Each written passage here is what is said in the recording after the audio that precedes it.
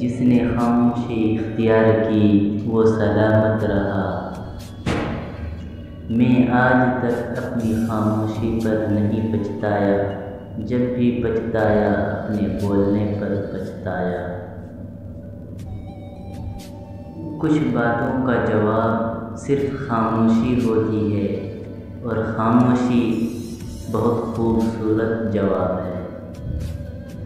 جہاں اپنی بات کی قدر نہ ہو وہاں خاموش رہنا بہتر ہے۔ خاموشی ایک ایسی عبادت ہے کہ فرشتہ اسے لکھ نہیں سکتا، شیطان اسے گزار نہیں سکتا، اور رب کے سوا اسے جان نہیں سکتا۔ جب کسی انسان کی عقل مکمل ہو جاتی ہے، اس کی گفتگو مختصر ہو جاتی ہے۔ جب انسان اپنی وقار کھو دے، اس کے لیے بہترین بنا خاموشی ہے۔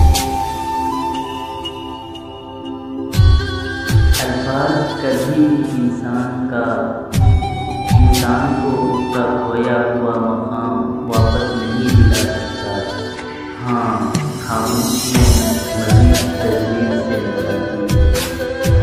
خاموشی عالم کے لیے باعث زینت اور جاہل کے لیے باعث جہالت ہے۔ جب تم جاہلوں کی مجلس میں بیٹھو تو خاموش رہو، کیونکہ جاہلوں کے ساتھ خاموش رہنے میں انسان کا علم بڑھتا ہے۔